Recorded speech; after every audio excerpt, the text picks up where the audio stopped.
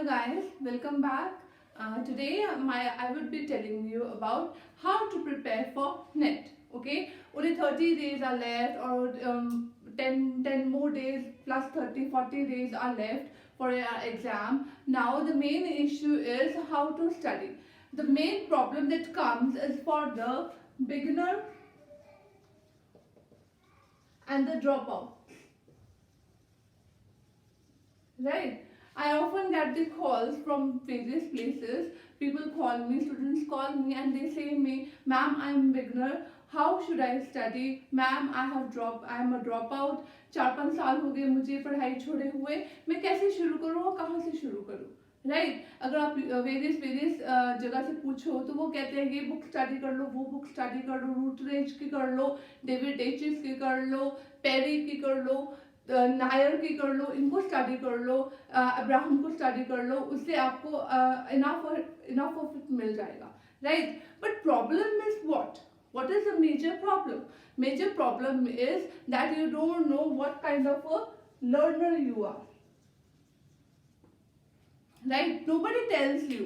कोई बताता है आपको कि किस टाइप के लर्नर हो, आप उस अकॉर्डिंग स्टडी करो. मेन इश्यू यहीं पर आता है. You need to understand how to study. So our today's topic is how to study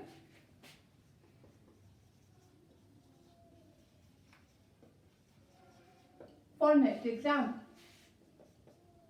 Right, so first of all, very important thing, being a teacher, I am going to tell you that very important thing is learner. Like you need to identify yourself, आप किस type के learner हो. See, no two individuals are alike. अगर मैं बोलूँ मैंने इस तरह से नेट क्लियर किया, आप भी इस तरह से नेट क्लियर कर सकते हो, that is all ridiculous. Right, अगर मैं बोलूँ कि मैं ऐसी हूँ तो तुम ऐसी क्यों नहीं हो. सी, अगर आप टीचिंग 1 का जो पेपर है, हमारा पेपर 1 का जो टीचिंग एप्टीट्यूड है, उसमें भी यही बात बोली जाती है कि no two individuals are alike.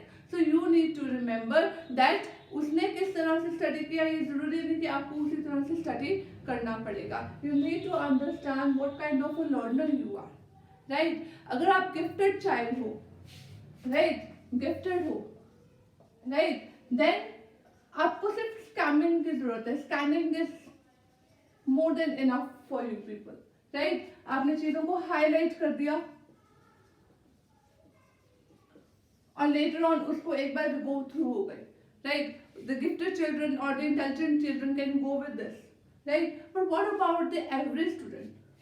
अब एवरेज स्टूडेंट है, उसने भी तो नेट क्लियर करना है ना. he or she is also aspirant of the net. अब वो कैसे क्लियर करेगा. राइट, उसके लिए उसको उस तरह की बुक्स लेनी पड़ेंगी जिस तरह की उसके मेंटल लेवल को मैच अप करती है. अब ये जो गिफ्टेड बच्चा है ना, ये एक स्टैंडर्डाइज बुक्स अफोर्ड कर सकता है.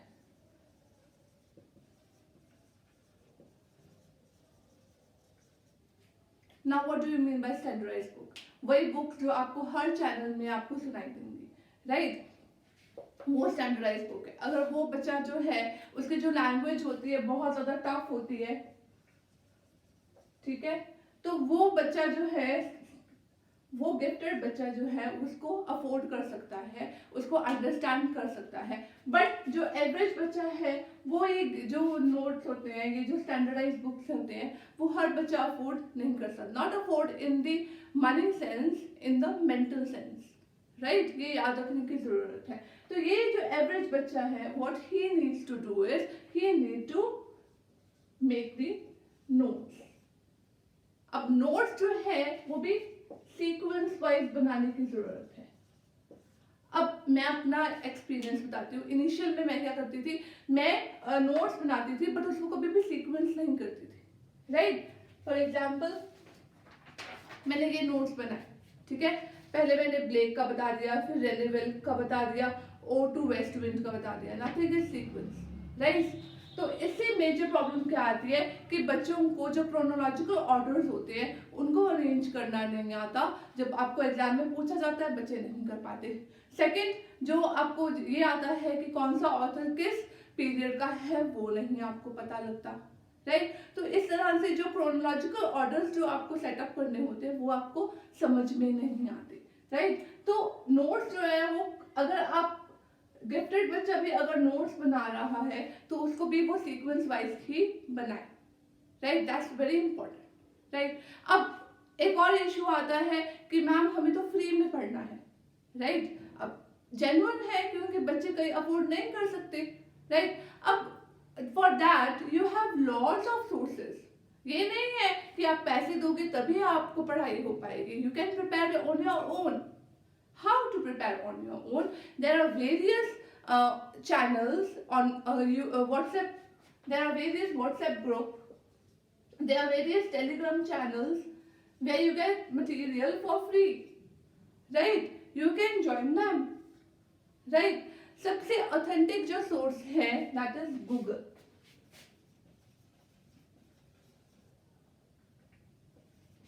Now Google, ठीक है, आप जितना मैक्सिमम यूज हो सकता है उतना आप गूगल का यूज करें, राइट, इंटरनेट का यूज करें।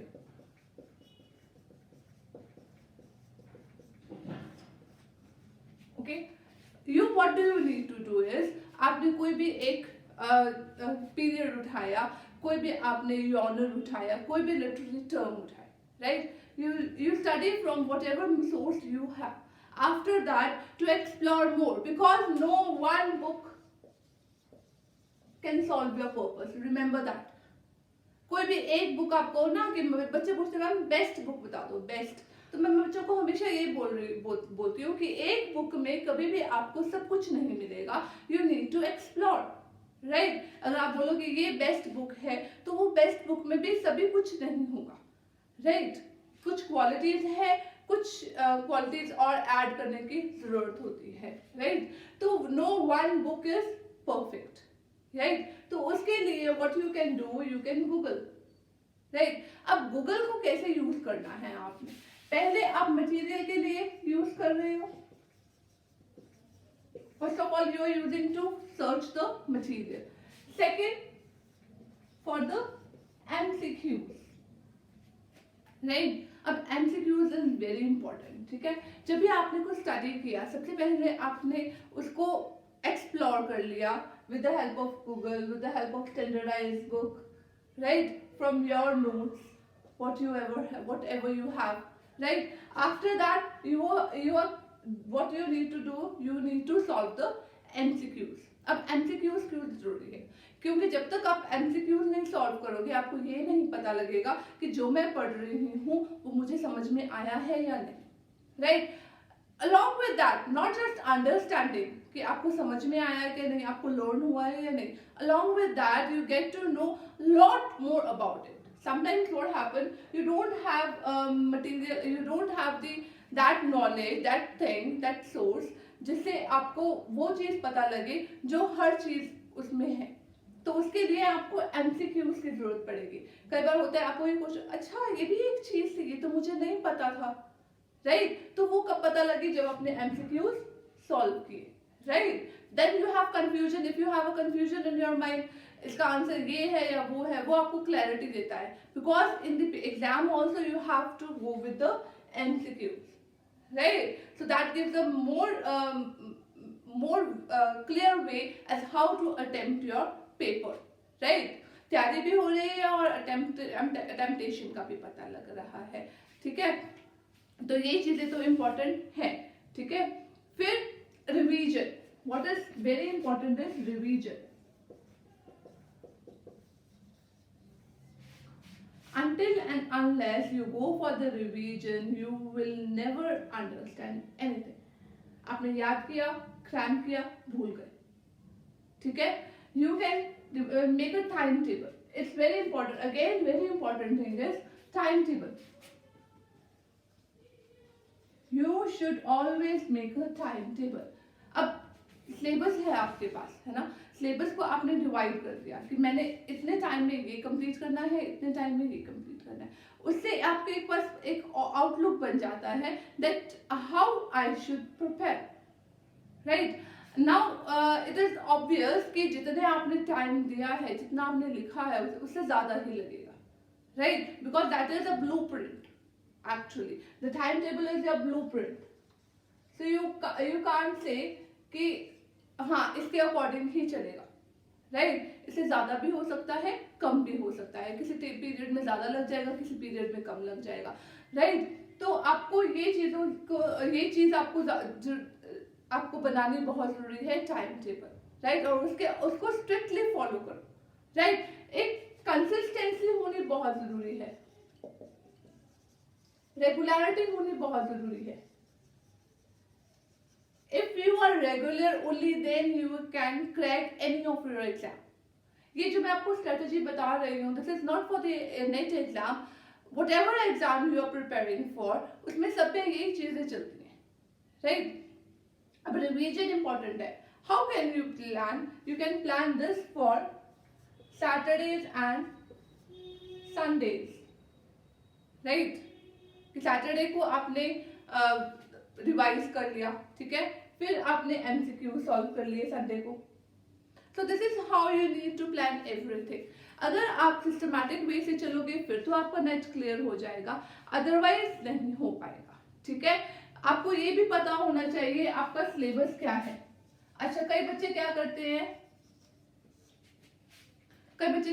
रैंडमली चल जाते हैं, जैसा आपका दिल करता है, कभी ये उठा लिया, कभी वो उठा लिया, कभी वो उठा लिया, राइट। उनको पता ही नहीं होता सिलेबस क्या है। तो जब तक आप सिलेबस लेंगे आपके पास, आप टाइम टेबल नहीं बना पाओगे, राइट। तो उसके लिए आपको टाइम टेबल की जरूरत है। Now I was talking about the beginners, right, these beginners and the dropouts. अब ये जो लोग हैं, ये कैसे प्रिपेयर करें? First and foremost thing is when you are in your masters, right, be thorough with your masters. उसके जो आप हम क्या करते हैं, हम बीइंग अ स्टूडेंट, हम पहले तो इतने सीरियस नहीं होते। जो बच्चे सीरियस हैं उनको क्या करना चाहिए, जो आपके टेक्स्ट प्रिस्क्राइब्ड हैं, be it poetry, drama, play, prose, whatever ना, एक तो उसको थॉरो हो जाओ, राइट। फिर आपको ये जानने की जरूरत है कि जो पर्टिकुलर आपको राइटर दिया गया है, जो हम नहीं अंडरस्टैंड करते, जो हम नहीं करते, जो राइटर है उसकी हिस्ट्री क्या है, बैकग्राउंड हिस्ट्री क्या है, क्या उनके टेक्स्ट है, और उन टेक्स्ट के अंदर क्या है, विद इन क्या है। इससे क्या है, आपका एक आधा पेपर आपका तैयारी हो जाएगी, आधे पेपर की, ठीक है। अगर आप मास्टर्स के अकॉर्डिंग चलोगे, मास्टर्स अगर आपने मास्टर्स का थॉरोली स्टडी कर लिया, आपकी आधी तैयारी हो जाएगी। बट प्रॉब्लम यही आती है कि हम मास्टर्स को तो छोड़ ही देते हैं पीछे, राइट, और अपने अकॉर्डिंग चलने लग जाते हैं। Got it? So this is the way how you can study, how you can prepare your exam. अगर आपको लगता है कि आपने अब से शुरू करना है, still you have time. 30 days are not less, right? तो 30 days में भी अगर आप systematic way से चलोगे तो आपके एग्जाम जरूर क्लियर होगा। Thank you. If you like my video, do subscribe my channel and share with your friends. Thank you.